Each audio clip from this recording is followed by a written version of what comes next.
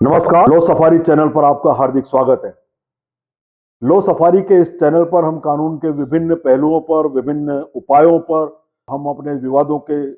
निस्तारण के लिए कदम उठा सकते हैं, इस पर बात करते रहते हैं। वाद परिवाद की श्रृंखला के अतिरिक्त वैकल्पिक जो फोरम होते हैं न्याय व्यवस्था के, उनमें एक बहुत ही मुनासिब फोरम होता है अर्बिट्रेशन। अर्बिट्रेशन के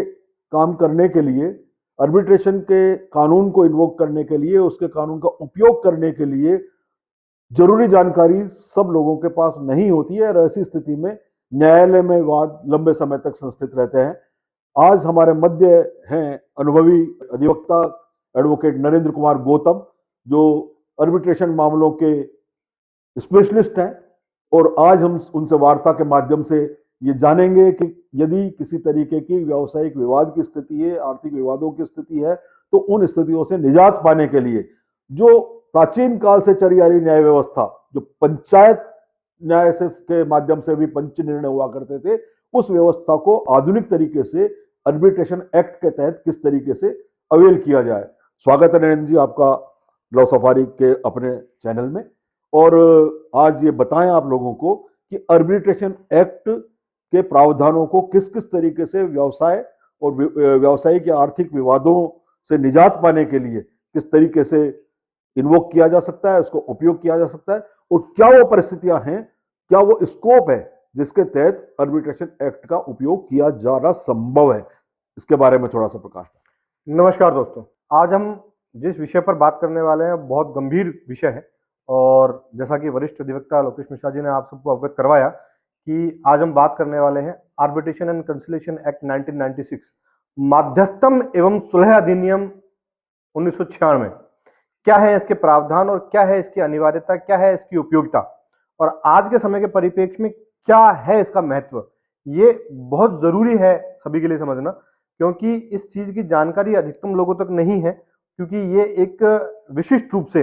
किसी भी व्यवसायिक संव्यवहार के लिए, व्यवसायिक संव्यवहारों में हुए विवाद को निपटान के लिए अधिकतम समय कंपनियां, जो बड़ी कंपनियां हैं, व्यवस्थित सुस्थापित कंपनियां हैं, उनके एग्रीमेंट में, करार में इस तरह का प्रावधान होता है कि दो पक्षों के मध्य, कंपनी और किसी भी पक्षकार, जैसे हम बात करते हैं किसी भी फाइनेंशियल इंस्टीट्यूशन के बारे में,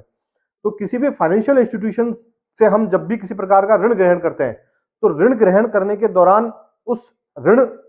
लेते समय हमसे करार पर हस्ताक्षर कराए जाते हैं। उस करार में दिए जाते हैं कई प्रावधान, और उस कई प्रावधानों के अंदर एक विशेष प्रावधान होता है आर्बिट्रेशन एंड कंसिलिएशन एक्ट के रूप में। आर्बिट्रेशन एंड कंसिलिएशन एक्ट का जो मुख्य कारण है, जिसको हम विधिवत प्रचलन में लिया जा रहा है, वह विवादों के सुगम निस्तारण के लिए, सुगम एवं शीघ्र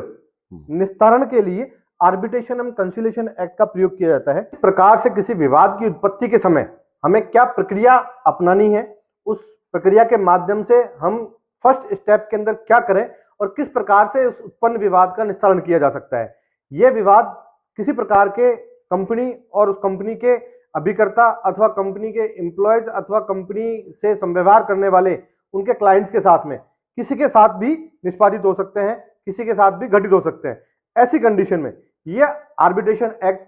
प्रावधान करता है एकल पंच या एक से अधिक पंच हम नियुक्त करके, और उन पंचों के माध्यम से उस विवाद का निपटारा बहुत लिमिटेड समय, जो कि एक्ट में दिया हुआ है कि इस एक्ट के तहत किसी भी विवाद का निपटारा अधिकतम इतने समय में करना होगा। किसी भी प्रकार की विषम परिस्थिति में और ऐसी स्थिति के अंदर उस विवाद को निपटाने के लिए और कितना समय एक्सटेंड किया जा सकता है, कितना समय बढ़ाया जा सकता है, उस अवधि के अंदर उस विवाद का निपटारा एकल पंच द्वारा किया जाना बाध्य करे। और इस प्रकार के विवादों का निपटारा इस प्रकार से बहुत न्यूनतम समय में और बहुत आसानी से किया जाना संभव है, और इसी प्रकार के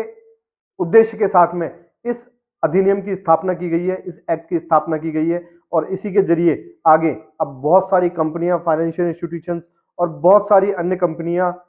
यहां तक कि किसी भी छोटे मोटे व्यवसाय से संबंधित विवादों के दौरान भी इस तरह के क्लॉजेस के माध्यम से विवादों का निपटारा सुगमता और सरलता से किया जा रहा है। सर, एक छोटा सा प्रश्न है मेरे कि आपने कहा कि कोई इकरारनामा होता है, उसमें अर्बिट्रेशन क्लोज होता है, तो अर्बिट्रेशन की प्रक्रिया को अपनाएं।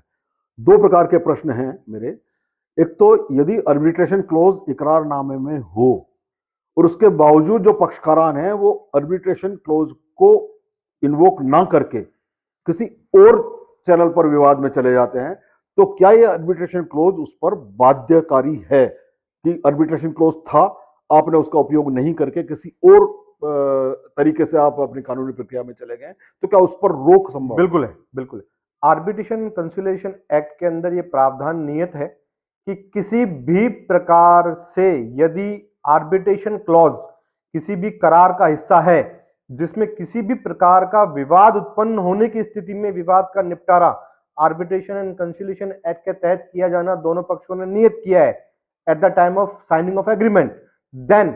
उस स्थिति के अंदर यह बाध्यकर है दोनों पक्षों पर कि दोनों ही पक्ष विवाद के निपटारे के लिए सिविल न्यायालय या अन्य किसी प्रकार की कार्रवाई को संस्थित नहीं कर सकते हैं और वो कार्रवाइयां आगे नहीं चलेंगी। It's barred by law. बिल्कुल जाना पड़ेगा उनको। ठीक है। अब एक तो एक स्थिति ये हुई,